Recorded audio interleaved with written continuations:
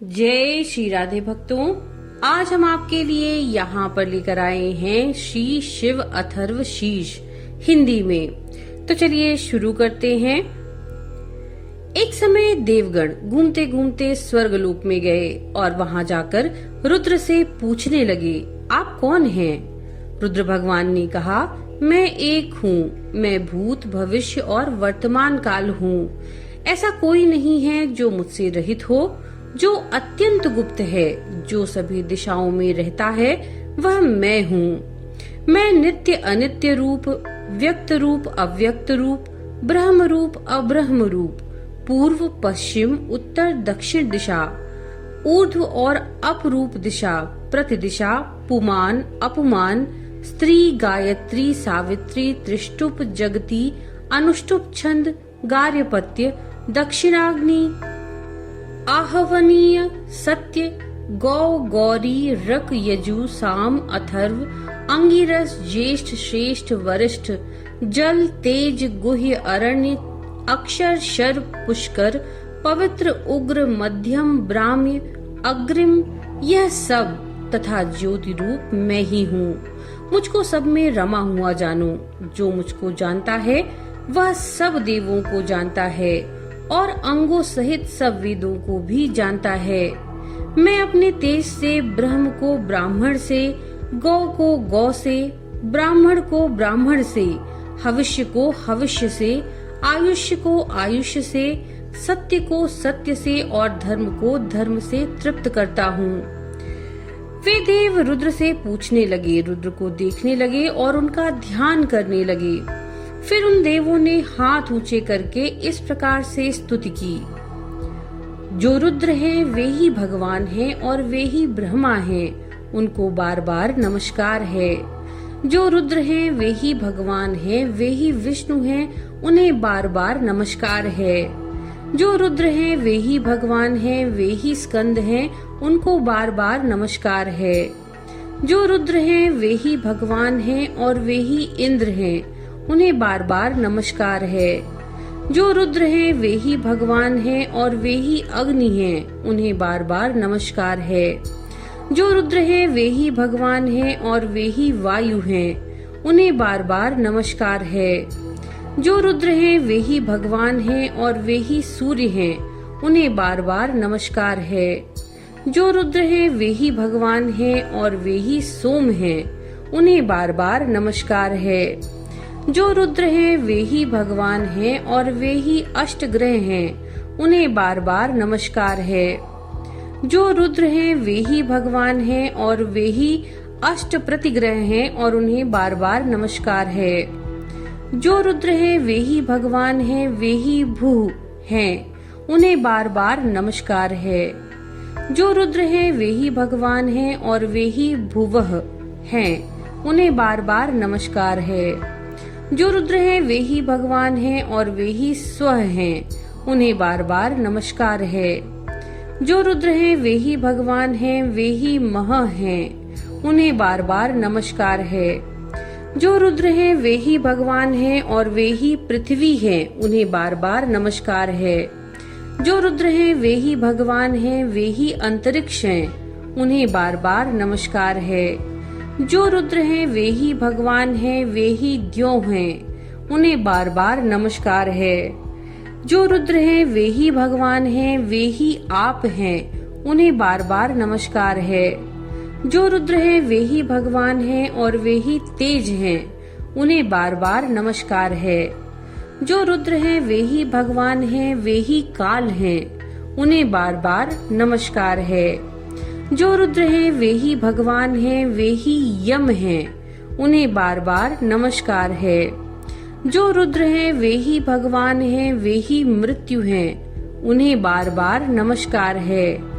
जो रुद्र हैं वे ही भगवान हैं, वे ही अमृत हैं, उन्हें बार बार नमस्कार है।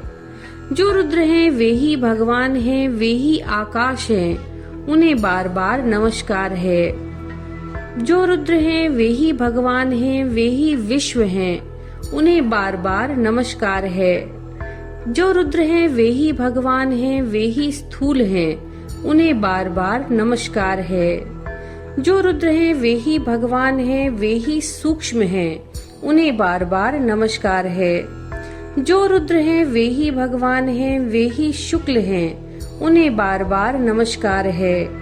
जो रुद्र हैं वे ही भगवान हैं, वे ही कृष्ण हैं, उन्हें बार बार नमस्कार है। जो रुद्र हैं वे ही भगवान हैं, वे ही कृत्य हैं, उन्हें बार बार नमस्कार है। जो रुद्र हैं वे ही भगवान हैं, वे ही सत्य हैं, उन्हें बार बार नमस्कार है। जो रुद्र हैं वे ही भगवान हैं, वे ही सर्व हैं, उन्हें बार बार नमस्कार है। पृथ्वी आपका आदि रूप, भुवलोक आपका मध्य रूप और स्वर्गलोक आपका सर रूप है। आप विश्व रूप केवल ब्रह्म रूप हो, 2 प्रकार से या 3 प्रकार से भासते हो। आप वृद्धि रूप, शांति रूप, पुष्टि रूप, हुत रूप, अहुत रूप, दत्त रूप, अदत्त रूप, सर्व रूप, असर्व रूप, विश्व, अविश्व, कृत, अकृत, पर, अपर और परायण रूप हो। आपने हमको अमृत पिलाकर अमृत रूप किया। हम ज्योति भाव को प्राप्त हुए और हमको ज्ञान प्राप्त हुआ। अब शत्रु हमारा क्या कर सकेंगे, हमको वे पीड़ा नहीं दे सकेंगे। आप मनुष्यों के लिए अमृत रूप हो, चंद्र सूर्य से प्रथम और सूक्ष्म पुरुष हो। जो यह अक्षर और अमृत रूप प्रजापति का सूक्ष्म रूप है, वही जगत का कल्याण करने वाले पुरुष हैं। वही अपने तेज द्वारा ग्राह्य वस्तु को अग्राह्य वस्तु से, भाव को भाव से, सौम्य को सौम्य से, सूक्ष्म को सूक्ष्म से, वायु को वायु से ग्रास करते हैं। ऐसे महाग्रास करने वाले आपको बार बार नमस्कार है। सबके हृदय में देवता का, प्राणों का तथा उनके वास है। जो नित्य 3 मात्राएं हैं, आप उनसे परे हैं। उत्तर में उनका मस्तक है, दक्षिण में पाद है, उत्तर में है जो वही ओंकार स्वरूप है, वही ओंकार है, वही प्रणव रूप है। जो प्रणव है वही सर्वव्यापी रूप है। जो सर्वव्यापी है वही अनंत रूप है। जो अनंत रूप है वही तार रूप है।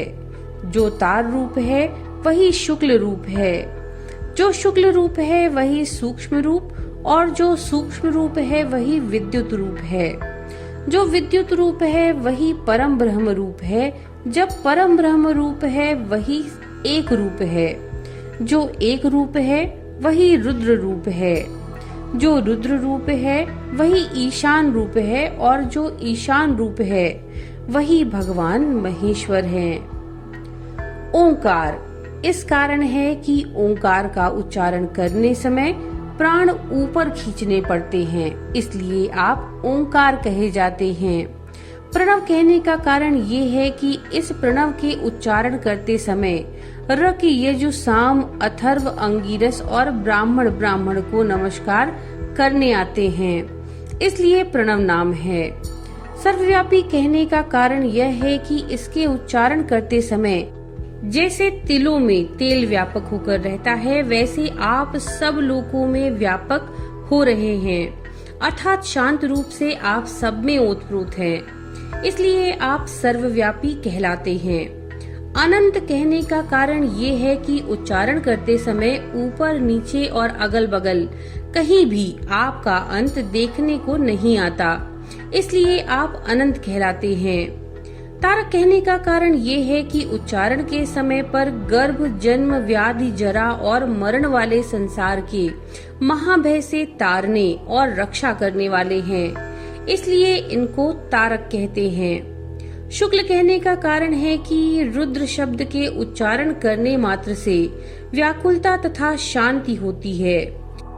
सूक्ष्म कहने का कारण ये है कि उच्चारण करने में सूक्ष्म रूप वाले होकर स्थावर आदि सब शरीरों में प्रतिष्ठित रहते हैं तथा शरीर के सभी अंगों में व्याप्त रहते हैं। वैद्युत कहने का कारण ये है कि उच्चारण करते ही महान अज्ञानांधकार रूप शरीर को प्रकाशित करते हैं, इसलिए वैद्युत रूप कहा गया है। परम ब्रह्म कहने का कारण ये है कि पर, अपर और परायण का अधिकाधिक विस्तार करते हो, इसीलिए आपको परम ब्रह्म कहते हैं।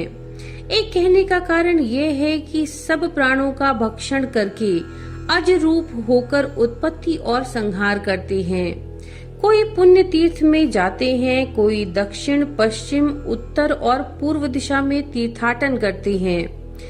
उन सब की यही संगति है, सब प्राणियों के साथ में एक रूप से रहते हो, इसीलिए आपको एक कहते हैं। आपको रुद्र क्यों कहते हैं? क्योंकि ऋषियों को आपका दिव्य रूप प्राप्त हो सकता है, सामान्य भक्तों को आपका वह रूप सहज प्राप्त नहीं हो सकता, इसीलिए आपको रुद्र कहते हैं। ईशान कहने का कारण ये है कि सब देवताओं का ईशानी और जननी नाम की शक्तियों से आप नियमन करते हो। हे शूर, जैसे दूध के लिए कोई गाय को रिझाते हैं, वैसे ही आपकी हम स्तुति करते हैं। आप ही इंद्र रूप होकर इस जगत के ईश और दिव्य दृष्टि वाले हैं, इसीलिए आपको ईशान कहते हैं। आपको भगवान महेश्वर कहते हैं, इसका कारण ये है कि आप भक्तों को ज्ञान से युक्त करते हो, उनके ऊपर अनुग्रह करते हो और उनके लिए वाणी का प्रादुर्भाव तथा तिरोभाव करते हो तथा सब भावों को त्याग कर आप आत्मज्ञान से तथा योग के ऐश्वर्य से अपनी महिमा में विराजते हो, इसलिए आपको भगवान महेश्वर कहते हैं। ऐसा यह रुद्र चरित्र है। यही देव सब दिशाओं में रहता है। प्रथम जन्म उसी का है, मध्य में तथा अंत में वही है, वही उत्पन्न होते हैं और होंगे। प्रत्येक व्यक्ति भाव में वही व्याप्त हो रहे हैं। एक रुद्र ही किसी अन्य की अपेक्षा न रखते हुए अपनी महाशक्तियों से इस लोक को नियम में रखते हैं। सब उनमें रहते हैं और अंत में सबका संकुचन उसी में होता है। विश्व को प्रकट करने वाले और भक्षण करने वाले वही हैं, जो सब योनियों में व्याप्त रहे हैं और जिससे यह सब व्याप्त और चैतन्य हो रहे हैं। उन पूज्य ईशान और वरद देव का चिंतन करने से मनुष्य परम शांति को प्राप्त करते हैं। क्षमा आदि हेतु समूह के मूल का त्याग करके संचित कर्मों को बुद्धि से रुद्र में अर्पित करने से रुद्र के साथ एकता को प्राप्त होते हैं, जो शाश्वत पुरातन और अपने बल से प्राणियों को मृत्युपाश का नाश करने वाले हैं। उनके साथ आत्मज्ञान प्रद अर्ध चतुर्थ मात्रा से वह कर्म के बंधन को तोड़ता हुआ परम शांति प्रदान करते हैं। आपकी प्रथम ब्रह्मा युक्त मात्रा रक्त वर्ण वाली है। जो उसका नित्य ध्यान करते हैं वह ब्रह्मा के पद को प्राप्त होते हैं। विष्णुदेव युक्त आपकी दूसरी मात्रा कृष्ण वर्ण वाली है। जो उसका नित्य ध्यान करते हैं वे वैष्णव पद को प्राप्त होते हैं। आपकी ईशान देव युक्त जो तीसरी मात्रा है वह पीले वर्ण वाली है। जो उसका नित्य ध्यान करते हैं वे ईशान यानी रुद्र लोक को प्राप्त होते हैं। अर्ध चतुर्थ मात्रा जो अव्यक्त रूप में रहकर आकाश में विचरती है, उसका वर्ण शुद्ध स्फटिक के समान है। जो उसका ध्यान करते हैं उनको मोक्ष पद की प्राप्ति होती है। मुनि कहते हैं कि इस चौथी मात्रा की ही उपासना करनी चाहिए। जो इसकी उपासना करते हैं उनको कर्म बंधन नहीं रहता। यही वह मार्ग है जिस उत्तर मार्ग से देव जाते हैं, जिससे पितृ जाते हैं और जिस उत्तर मार्ग में ऋषि जाते हैं। वही पर अपर और परायण मार्ग है। जो बाल के अग्रभाग के समान सूक्ष्म रूप से हृदय में रहते हैं, जो विश्व रूप, देव रूप, सुंदर और श्रेष्ठ हैं, जो विवेकी पुरुष हृदय में रहने वाले इस परमात्मा को देखते हैं, उनको ही शांति भाव प्राप्त होता है, दूसरे को नहीं। क्रोध, तृष्णा, क्षमा और अक्षमा से विरत होकर हेतु समूह के मूल रूप अज्ञान का त्याग करके संचित कर्मों को बुद्धि से रुद्र में अर्पण कर देने से रुद्र में एकता को प्राप्त होते हैं। रुद्र ही शाश्वत और पुराण रूप होने से अपने तप और बल से रसादि सब प्राणी पदार्थों का नियंता है। अग्नि, वायु, जल, स्थल और आकाश ये सब भस्म रूप हैं। पशुपति की भस्म का जिसके अंग में स्पर्श नहीं होता, उनका मन और इंद्रियां भस्म रूप अर्थात निरर्थक हैं। इसीलिए पशुपति की ब्रह्म रूप भस्म पशु के बंधन का नाश करने वाली होती है। जो रुद्र अग्नि में है, जो रुद्र जल के भीतर है, उसी रुद्र ने औषधियों और वनस्पतियों में प्रवेश किया है। जिन रुद्र ने इस समस्त विश्व को उत्पन्न किया, उन अग्नि रूप रुद्र को नमस्कार है। जो रुद्र अग्नि में, जल के भीतर औषधियों और वनस्पतियों में स्थित रहते हैं, और जिन रुद्र ने इस समस्त विश्व को और भुवनों को उत्पन्न किया, उन रुद्र को बार बार नमस्कार है। जो रुद्र जल में, औषधियों में, वनस्पतियों में स्थित हैं, जिन रुद्र ने ऊर्ध्व जगत को धारण कर रखा है, जो रुद्र शिव शक्ति रूप से और 3 गुणों से पृथ्वी को धारण करते हैं, जिन्होंने अंतरिक्ष में नागों को धारण किया है, उन रुद्र को बार बार नमस्कार है। इन भगवान रुद्र के प्रणव रूप मस्तक की उपासना करने से अथर्वा ऋषि को उच्च स्थिति प्राप्त होती है। यदि इस प्रकार उपासना न की जाए तो निम्न स्थिति प्राप्त होती है। भगवान रुद्र का मस्तक देवों का समूह रूप व्यक्त है। उनका प्राण और मन मस्तक का रक्षण करता है। देव समूह स्वर्ग, आकाश अथवा पृथ्वी किसी का भी रक्षण नहीं कर सकते। इन भगवान रुद्र में सब ओतप्रोत हैं। इनसे परे कोई अन्य नहीं है, उससे पूर्व कुछ नहीं है, वैसे ही उनसे परे कुछ नहीं है, हो गया और होने वाला भी कुछ भी नहीं है। उनके 1000 पैर हैं, एक मस्तक है, और वे सब जगत में व्याप्त हो रहे हैं। अक्षर से काल उत्पन्न होता है। काल रूप होने से उनको व्यापक कहते हैं। व्यापक तथा भोगायमान रुद्र जब शयन करते हैं, तब प्रजा का संचार होता है। जब वह श्वास सहित होते हैं, तब तम होता है। तम से जल होता है। जल में अपनी अंगुली से मंथन करने से वह जल शिशिर ऋतु के द्रव अर्थात ओस रूप होता है। उसका मंथन करने से उसमें फेन होता है। फेन से अंडा होता है। अंडे से ब्रह्मा होते हैं। ब्रह्मा से वायु होते हैं। वायु से ओंकार होता है। ओंकार से सावित्री होती है। सावित्री से गायत्री होती है, और गायत्री से सब लोग होते हैं। फिर लोग तप तथा सत्य की उपासना करते हैं, जिससे शाश्वत अमृत बहता है। वही परम तप है। वही तप जल, ज्योति, रस, अमृत, ब्रह्म, भूलोक, भुवरलोक और स्वरलोक तथा प्रणव है। जो कोई ब्राह्मण इस अथर्वशीष का अध्ययन करते हैं, वे अक्षोत्रिय हों तो क्षोत्रिय हो जाते हैं, अनुपनीत हों तो उपनीत हो जाते हैं। वह अग्निपूत अर्थात अग्नि से पवित्र, वायुपूत, सूर्यपूत और राजपूत होते हैं। वह सत्यपूत और राजपूत होते हैं। वह सब देवों से जाना हुआ और सब वेदों का अध्ययन किया हुआ होता है। वह सब तीर्थों में स्नान किया हुआ होता है। उनको सब यज्ञ का फल मिलता है। 60,000 गायत्री के जप का तथा इतिहास और पुराणों का अध्ययन एवं रुद्र के 1 लाख जप का उसे फल प्राप्त होता है। 10 सहस्त्र प्रणव का जप का फल उनको मिलता है। उनके दर्शन से मनुष्य पवित्र होता है। वे पूर्व में हुए 7 पीढ़ी के पुरुषों को तार देते हैं।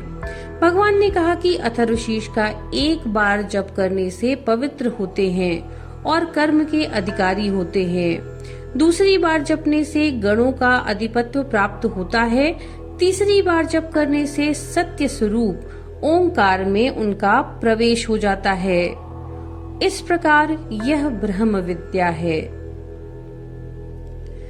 तो भक्तों, ये था श्री शिव अथर्वशीष हिंदी में। नमो नारायण।